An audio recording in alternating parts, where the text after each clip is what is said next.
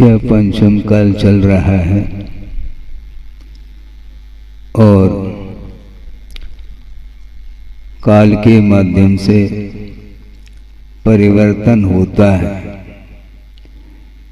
और परिवर्तन भरत क्षेत्र और ऐरावत क्षेत्र में ही परिवर्तन काल के माध्यम से देखने को मिलता है। किंतु ढाई द्वीप के अंतर्गत जितने भी विदेश क्षेत्र हैं उनमें उन क्षेत्रों में कोई काल का परिवर्तन नहीं होता। वहाँ पर हमेशा चतुर्थ काल का ही वातावरण बना रहता है और आज भी वहाँ पर विद्यमान 20 तीर्थंकर आप लोग पढ़ते होंगे कैसा वातावरण वहाँ पर होता होगा। वहाँ पर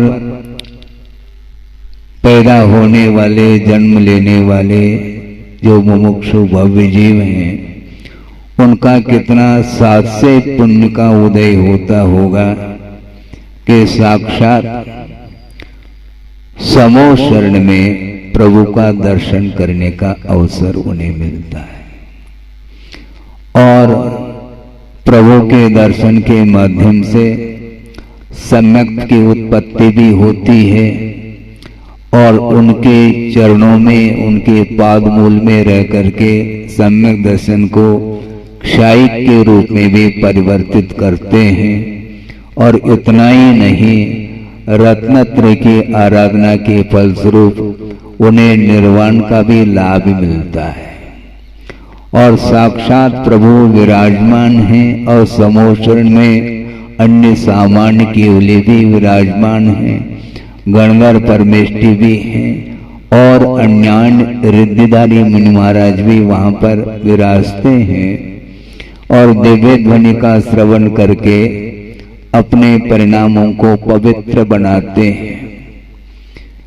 किंतु वर्तमान में वह दृश्य वह वातावरण यहाँ पर देखने को नहीं मिल रहा। इसलिए भाव निक्षेप की अपेक्षा से साक्षात प्रभु का दर्शन यद्यपि हम लोग नहीं कर पा रहे हैं, किंतु आगम के अनुरूप जिनालयों को निर्माण करके और उसमें जिन बिंब की स्थापना की जाती है और उसके माध्यम से प्रभु की आराधना करने का अवसर हम और आपको मिलता है।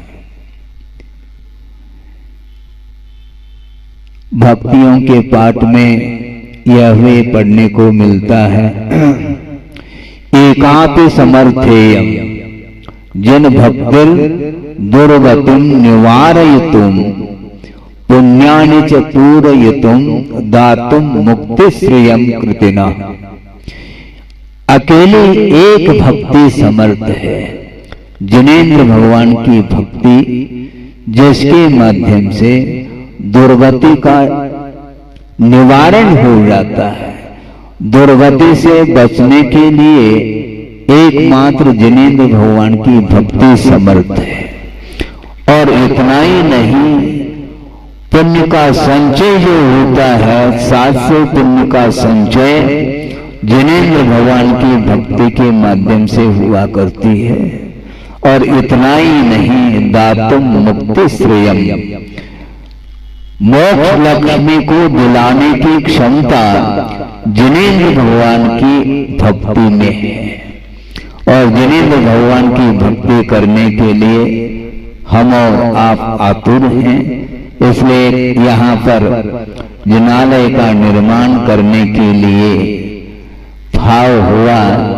एक परिवार यहाँ पर आया और उन्होंने ये भाव व्यक्त किए कि महाराज, अपने जीवन में बहुत सारे कार्य हम करते हैं, सांसारिक कार्य, परिवार को भी बसाते हैं, ये सब चलता रहता है, किंतु पुण्यार्जन करने का अवसर यदि मिलता है तो धार्मिक कार्य के माध्यम से ही संभव है। क्योंकि ये आगम से ज्ञात हो जाता है, विदित हो जाता है कि थोड़े बहुत यदि मान लो कसाई की मंदता होती है उसके माध्यम से भी पुण्य का संचय होता है, किंतु वह पुण्य का संचय कोई महत्वपूर्ण नहीं है।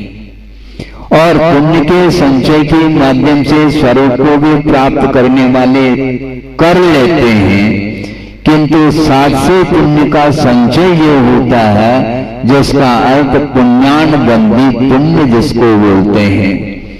अभी प्रभा सागर जी ने अपने वक्तव्य में कहा कि साथ से पुण्य का संचय बिना निदान के होता है और चक्रवर्ती बनते हैं। यहां से रत्नत्र की आराधना के फलस्वरूप देवेंद्र पद को भी प्राप्त कर लेता है और वहां पर सागरोत्तम आयु तक उस पुण्य का उपभोग करने के उपरांत भी वह पुण्य समाप्त नहीं होता, बहुत स्टॉक में और रहता है और वहां से नीचे आकर के बड़े बड़े पद को प्राप्त कर लेते हैं। चक्रवर्ती पद है, तीर्थंकर पद जैसे बहुत महान पद माना जाता है। ये सब किसका प्रतिफल है, किसका परिणाम है? ये त्याग का परिणाम है। धर्म की आराधना के फल स्वरूप निरपेक्ष भाव के साथ बिना किसी लौकिक संपदा की अपेक्षा रखे यदि हम धर्म की उपासना करते हैं, उसके माध्यम से जो पुण्य संचित होता है उसी का नाम साथ से पुण्य माना जाता है। और यहाँ पर आकर के चक्रवर्ती तीर्थंकर आदि पद को प्राप्त कर लेते हैं। आपको क्या प्राप्त करना है? कुछ पूछा जाए, कम से कम प्रवचन तो करते हैं। प्राप्त क्या करना है आपको मुझे बताओ, क्योंकि सम्यक दृष्टि कौन होता है और उसकी दृष्टि किस प्रकार होती है। चक्रवर्ती की संपदा और इंद्र शरीर के भोग काक बीट सम गिनत है। कौन? सम्यक दृष्टि लोग। आप गिनते हैं क्या? सम्यक दृष्टि की दृष्टि में सोने की गिट्टी और मिट्टी इन दोनों में समानता देखने में आती है, वह सम्यक दृष्टि माना जाता है। इस प्रकार हमने इस पंक्ति को बुंदेलखंड में ही पढ़ा था, सुना था। सोचो, विचार करो, सम्यक दर्शन प्राप्त करने के उपरांत भी पर वस्तु के प्रति लगाव आकर्षण समाप्त नहीं होता, क्योंकि असंयम की भूमिका में सम्यक दर्शन के साथ अपना जीवन व्यतीत करता हुआ भी पर वस्तु के प्रति उसका राग समाप्त नहीं होता। और कल वहां पर कार्यक्रम हुआ विद्यासागर उद्यान, और उस उद्यान को, उस द्वार को निर्मित करने के लिए एक सम्यक दृष्टि के अंदर भाव जागृत हो गए और उन्होंने कहा कि मैं अपने तरफ से इस द्वार का निर्माण कर लूं।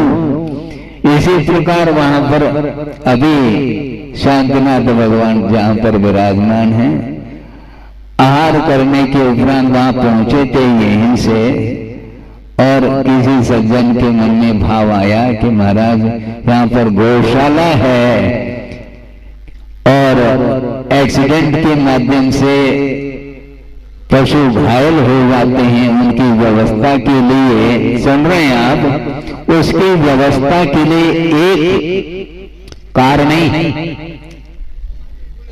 एक एम्बुलेंस की व्यवस्था हो महाराज। तो एम्बुलेंस की व्यवस्था हो तो मेरे पास तो कुछ है ही नहीं, हम एम्बुलेंस में चलते भी नहीं, हम तो पैदल चलते हैं, अपने पास तो एक टका भी नहीं है। भाव आपके हैं, हमने सोचा कि वहां पर चलो प्रेम नगर में, वहां पर पशुओं के प्रति भी प्रेम भाव जागृत होगा और व्यवस्था बन जाए, ये भाव रखा उन्होंने। उस भाव को आपके सामने इसलिए रखा कि यहाँ पर जनता एकत्रित हुई है, चाहे संभव है परोपकार की दृष्टि से पशुओं के पालन करने की अपेक्षा से अनुकंपा भाव के साथ कुछ भाव जागृत हो जाए, क्योंकि सम्यक दृष्टि की दृष्टि में संपदा भी काक बीट सब गिनत है, ऐसा आप ही लोग बोलते हैं। और कौन गिन रहा है ये देखने में आ जाएगा। यदि हो जाए एक व्यक्ति के द्वारा न भी हो, जैसे भी हो। निर्मल कुमार जी सराफ, देवी जी सराफ, लप्पू भैया परिवार की ओर से ये एम्बुलेंस बहुत बहुत बहुत बढ़िया। हाँ, ये क्योंकि हर जगह वो लपकते हैं, किंतु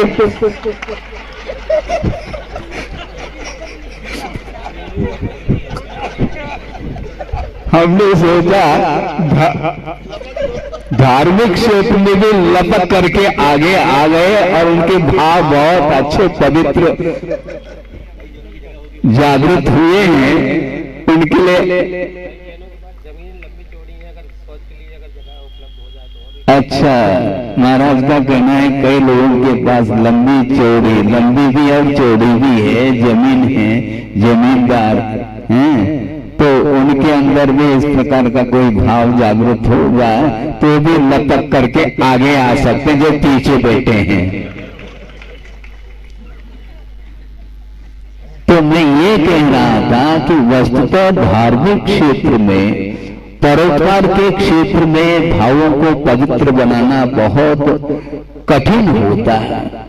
कषाय की मंदता के माध्यम से वह एक एकेंद्रीय जीव भी मनुष्य पर्याय को प्राप्त कर सकता है कषाय की मंदता के कारण, किंतु शास्त्र पुण्य का अर्जन करने के लिए वस्तुतः आत्मा का बोध होना भी उतना ही अनिवार्य सिद्ध होता है। इसलिए चक्रवर्ती की संपदा और इंद्र सरे के भोग ये सब काक बीट सम गिनत है। कौवे का जो बीट है और उसी प्रकार संपदा की कोई वैल्यू नहीं है, कोई मूल्य नहीं है। बहुत अच्छा प्रसंग के अनुरूप एक बात याद आ गई मुझे। बहुत पहले हमने पत्रिका में बात पढ़ी थी कि मूल्य और कीमत में भी बड़ा अंतर है। आपको लगता कि महाराज इसमें तो कोई अंतर देखने में नहीं आ रहा, चाहे मूल्य का हो चाहे वह कीमत को हो, नहीं, इसमें अंतर है। उसमें ये लिखा था कि स्वर्ण की कीमत है किंतु उसकी कोई मूल्य नहीं। स्वर्ण का कोई मूल्य नहीं, स्वर्ण की कीमत जरूर है। इसलिए मूल्य नहीं है क्योंकि स्वर्ण के बिना भी हम जीवन जीते हैं। सोने को खाया जाता है क्या? बिस्किट्स स्वर्ण के चाय के साथ, दूध के साथ देते हैं आप? नहीं देते। बिस्किट खाने के अलग होते हैं और वो रखने के तिजोरी में रखने योग्य जो बिस्किट्स हैं वो अलग होते हैं। तो मैं ये कह रहा था कि वस्तुतः स्वर्ण की कीमत हो सकती है, उसका मूल्य इसलिए नहीं क्योंकि उसके अभाव में भी जीवन जीने वाले जीते हैं। फिर मूल्य किसका महाराज? ऑक्सीजन। कोरोना में समझ में आ रहा होगा। हवा का बहुत मूल्य है, कीमत कुछ भी नहीं है। बिना कीमत के हम जीवन जीते हैं। इसलिए मौलिक वस्तु क्या है? स्वर्ण नहीं है। इसलिए जेब में यदि मान लो एक आध बिस्किट हो तो आप दे सकते हैं और उसके माध्यम से सदुपयोग हो सकता है। अच्छा, हमें समझ में बात आ गई। कल वहाँ पर कार्यक्रम हुआ और यहाँ पर कार्यक्रम के लिए निवेदन आप लोगों ने किया।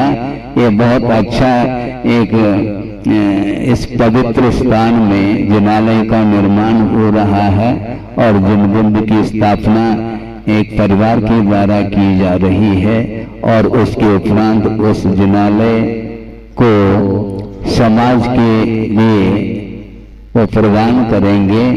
और कितनी उदारता के साथ उनके भाव जागृत हुए हैं। इसी प्रकार और जिसके मन में जो भाव जागृत हो जाए, जिसके माध्यम से साथ से पुण्य का संचय हो सके और कालांतर में अपना जीवन भी पवित्रता का अनुभव कर सके, इस पवित्र भावना के साथ अहिंसा परमो धर्म की